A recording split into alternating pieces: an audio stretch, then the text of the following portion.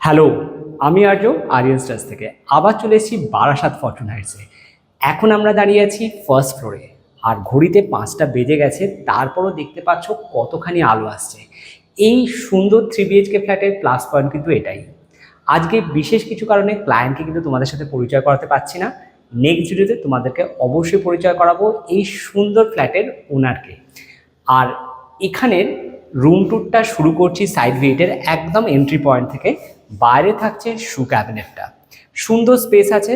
সব থেকে plus point, বাইরে সুন্দরভাবে জুতোগুলো রাখা যাবে, কোনো অবস্ট্রাকশন হবে না। বাইরে নেম প্লেট থাকছে। চলে আসছি ভেতরে।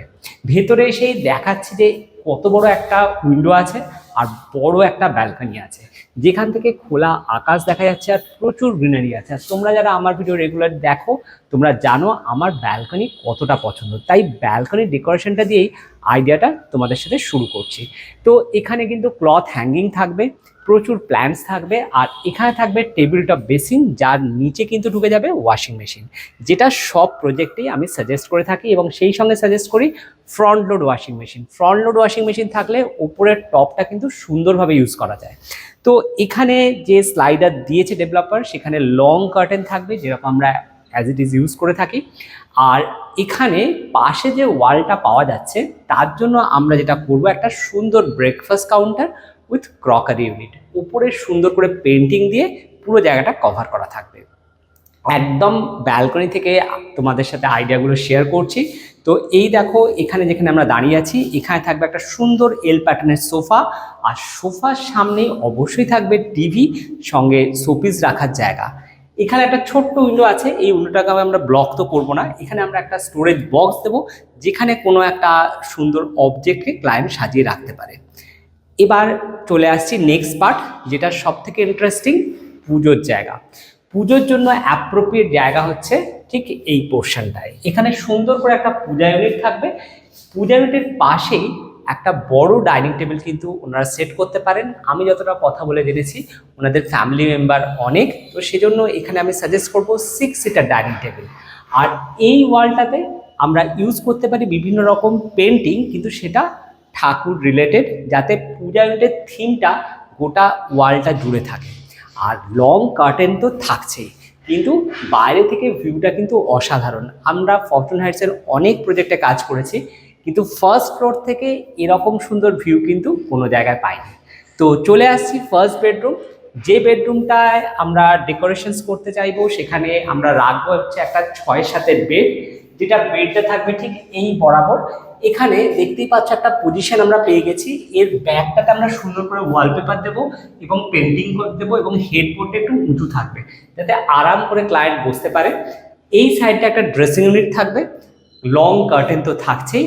আর এই যে ওয়ালটা, এই ওয়ালটাতে থাকছে একটা বড় ওয়ার্ড্রপ, সঙ্গে স্টাডি টেবিল, ব্যাস আর কিচ্ছু নয়। চলে আসছি নেক্সট দুটো রুমে। নেক্সট দুটো রুমে যাওয়ার আগে আমি দেখাতে চাইবো সিলিংটা। সিলিংয়ে কিন্তু ফ্যান পয়েন্টস আছে, সেই সঙ্গে ঝাড় লাগানোর জায়গা আছে। চাইলে হালকা করে ট্রে সিলিং করা যেতে পারে।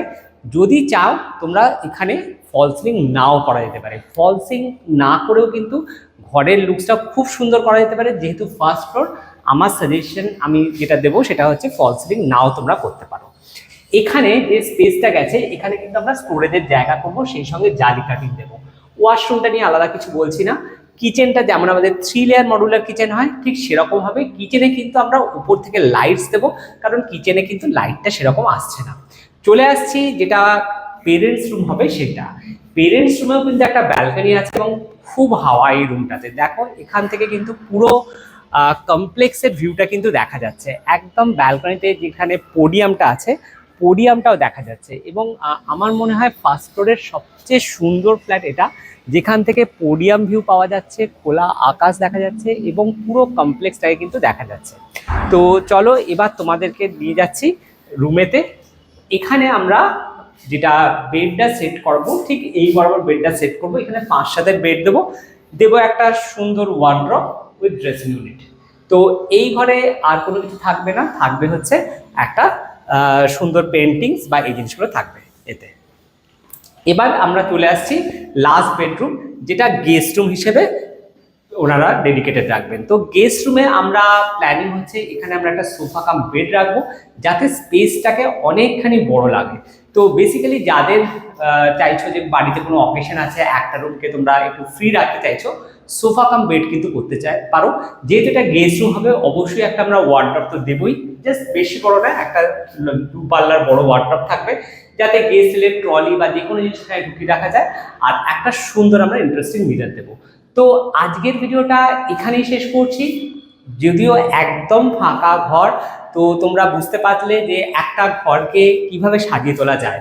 তোমরা যারা আমাদের সাথে সাইট ভিটের জন্য কন্ট্যাক্ট করো, তোমরা অনেকেই জিজ্ঞাসা করো যে আমরা কিভাবে প্ল্যানিংগুলো দিই। তো বেসিক্যালি আমরা সাইট ভিটের সময় এসে তোমাদের সাথে ডিসকাস করে তোমাদের রিকোয়ারমেন্ট জেনে আমরা চেষ্টা করি তোমাদেরকে বোঝানোর যে কোন কোন জায়গায় তোমাদের রিকোয়ারমেন্ট হিসেবে জিনিসগুলো থাকলে কেমন লাগবে। তো তোমরা ভিডিওর আমাদের দেখছো এবং প্রচুর প্রচুর ভালোবাসা দিচ্ছ, তার জন্য তোমাদেরকে অনেক অনেক থ্যাংক ইউ। প্রত্যেক দিন প্রচুর মানুষের কল আসছে এবং তোমরা আমাদেরকে ইনভাইট করছো তোমাদের ফ্ল্যাট অথবা বাড়িতে। হ্যাঁ, আমরা সব বাইকার কাছে সবসময় পৌঁছতে পারছি না, কারণ সময়ের কারণে, এবং আমাদের অনেকগুলো সাইটে কাজ চলছে। চেষ্টা করছি তোমাদের মুখে এইভাবেই হাসি ফুটিয়ে তুলতে এবং আরও সুন্দর সুন্দর কাজ তোমাদের উপহার দিতে। তো এইভাবেই সঙ্গে থেকো। বড়দের আশীর্বাদ আর ছোটদের ভালোবাসায় আশা করি আরিয়ান্স টাচ আগামী দিনে এভাবেই এগিয়ে চলবে। চলো, টাটা।